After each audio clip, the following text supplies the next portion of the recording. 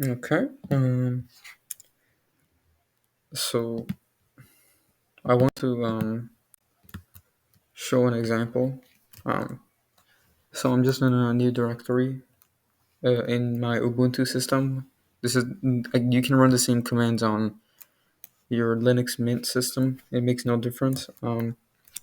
So go ahead and use either the gedit or the mousepad command. If you don't have those, you can do sudo apt-get install mousepad and gedit, or just do one of them. It doesn't matter. Also, make sure you have the the stdioh library installed.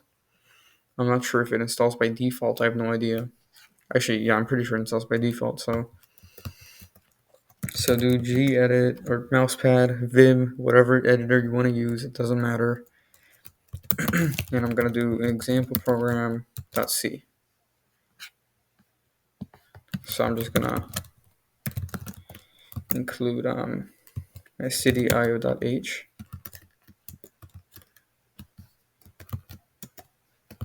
I'm gonna make a function int main.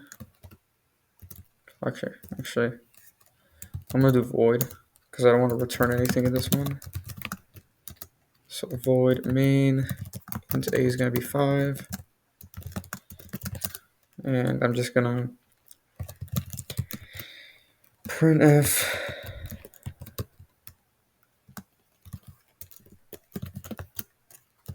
my a variable,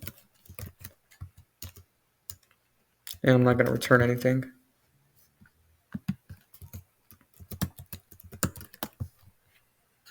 So just a very small function, right? Yeah, I guess this is a little thing. Fun little thing, yeah. So just then compile it with GCC. So do GCC your C file name, whatever you named it, and I'm gonna the O command -O is just to specify the file output name. So I'm gonna do this, and you should have your example program. So go ahead and run it.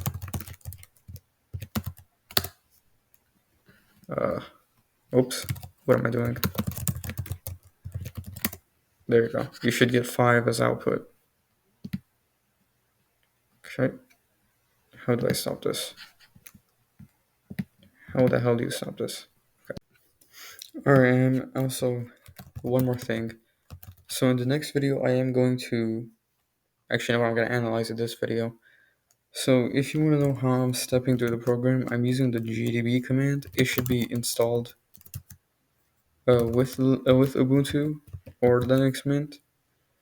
So just do gdb the compiled file. I have no idea what this is. I'm just going to skip all of this. You can hold Control L to clear the screen. So Control L, do that to clear. I'm not sure if my voice is loud enough right now. Okay, that's actually very stupid, but and then you're gonna set your disassembly flavor to Intel. So actually, I'll show you why before I do that. So if I disassemble main, you see we're not in the Intel language, right? And the Intel assembly language is a lot easier to read, and a lot of disassemblers actually use Intel, right? So it's just gonna help us read this better, and I show what I mean. So I'm gonna do that, and I'm gonna disassemble main. Oh, I just realized I kept it at ATT. I'm sorry. Okay, whoops. So change this to Intel. So and then disassemble main. So you see it's a lot easier to read.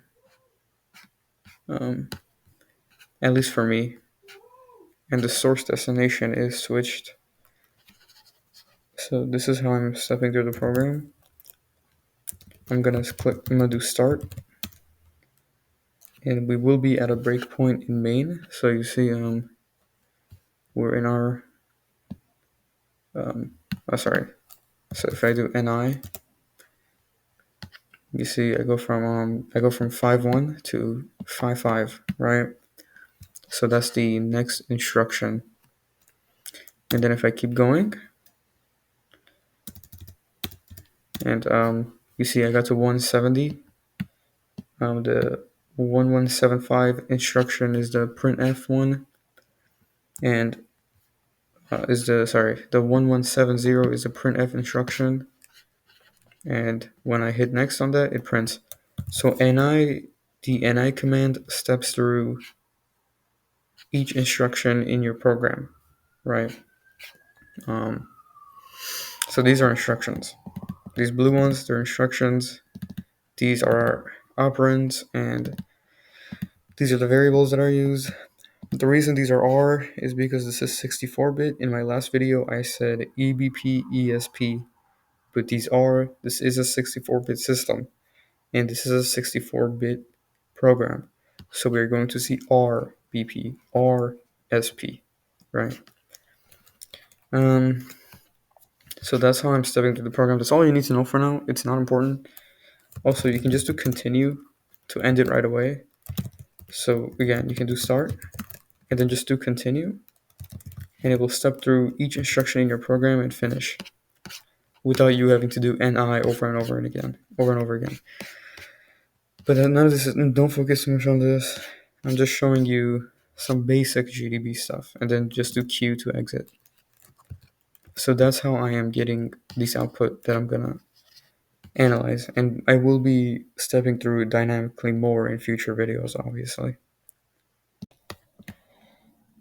Okay. So this is the source code. I already showed this. I actually wrote it in video. In the video, and this is just a void function. Void meaning it returns no value if you're not familiar with C. And it just declares a variable A and assigns it the value 5, and we just print that. I want you to take note of the format string specifier used here. It's D meaning digit, right? So this is 4 bytes. Not that matters much, but yeah. So I'm gonna step through this. As you can see, there's like 3 sections. So first, I'm gonna cover the prologue, and when I say 114D and 1151, I'm talking about this blue section here. I'm not gonna type the entire instruction, right? I just typed the last 4 digits. So this one's 114D from the push RBP instruction to 1151, which is sub RSP OX, 0x10 instruction, right? So that's what I mean. So like each slide will cover a specific part of the program. So in assembly, first push RBP, which essentially saves. And again, I'm going to cover these registers in more detail. Okay, so don't worry if you're confused about the stack. What is the stack? Well, the stack is just a function stack frame is just it's a part of memory in your program used to store local variables and stuff. I'm pretty sure I already said that in the last video, but it's fine if I did. Doesn't matter. You can also do your own research and try to understand the stack more. So basically, this saves the old value of the base pointer register, and then it moves and move RBP RSB. This moves so it moves the value of the RSB register into the RBP register. So the RSB points to the top of the stack, right? And I will visualize this in the next video. So again, because people learn better visualizing, I will completely show you the prologue. Don't worry.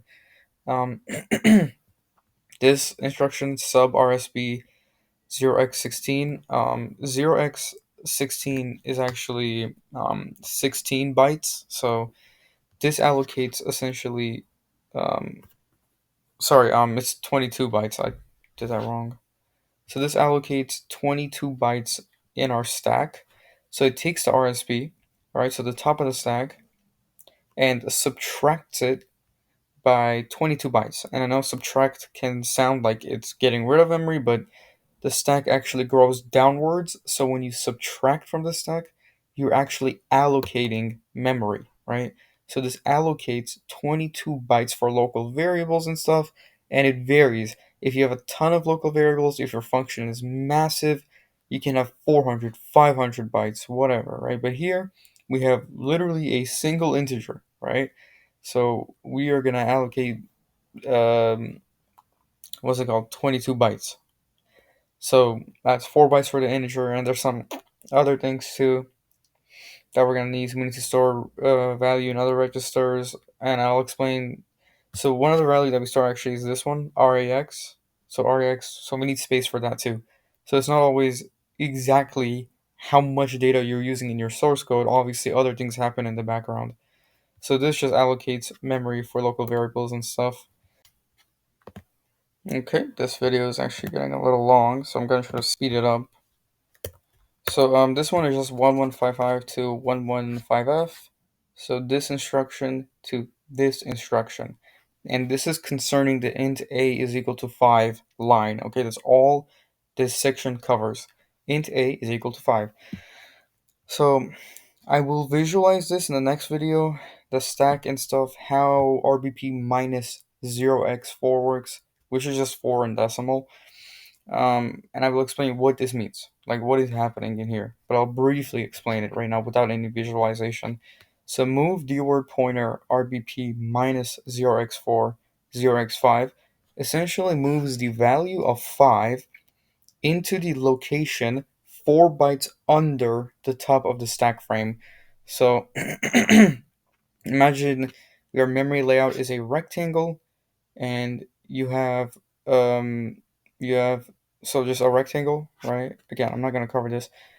I'm not going to try to visualize it too much, but you have memory spaces, right? You have first cube, second cube, third cube, fourth cube, right?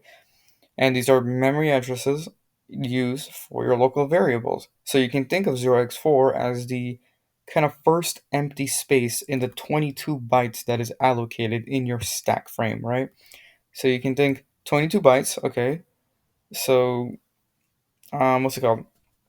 So actually there's five 4 byte spaces. This is the first one, okay? We go from the top of the stack frame down one and we store the value of 5 in there, right? So it does that. And dword pointer just means that the address space is 32 bits, right? And what's it called? And we move that value, and then we move the value of that little cube in our stack frame into our EAX register, right? So basically, we go down 4 bytes, first allocated space in our stack frame, get that, move that into EAX, and then we yeah. So and then move ESI EAX moves the value stored in EAX again 5 into the ESI register. Now the ESI register, when you see this called before the printf function, that is ESI is the source, so it's a source register. That's what actually holds the string that will be printed. Okay, and I'll show this. And 1161 through 1176, so 1161 to 1176. This moves the memory address of RIP, so your instruction pointer, which holds the next instruction to be executed, right? It takes that and it adds 0xe9c offset, so it goes forward that much, and it gets that memory address and stores it into RAX, right? Because Lee moves a memory address, and let me actually show that. Okay, is this working? Yep. All right. So go ahead and do. So I just did start. You don't have to do this with me. So I want to show the what this actually holds. RIP plus this. I'm pretty sure the reason it does this is for the it's convenient for the compiler. I'm pretty sure. Not sure of the exact reason why. So I'm gonna go to the 168 instruction, right? Which is right after the memory address of RIP plus this offset is moved into RIX register, right? So I'm going to go until 1168, sorry, 168, and I'm going to paste this in here. So as you can see, the